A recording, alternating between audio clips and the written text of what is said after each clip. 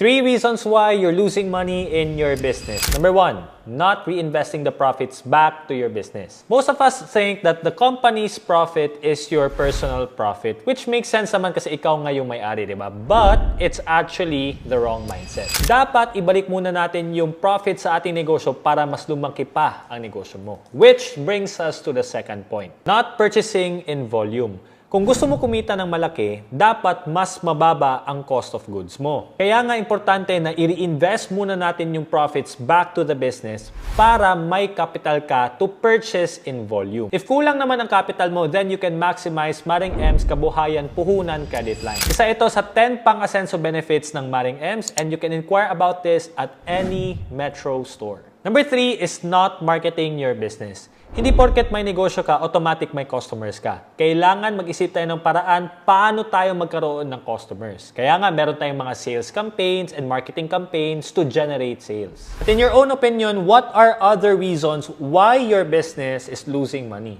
Share your answers in the comment section.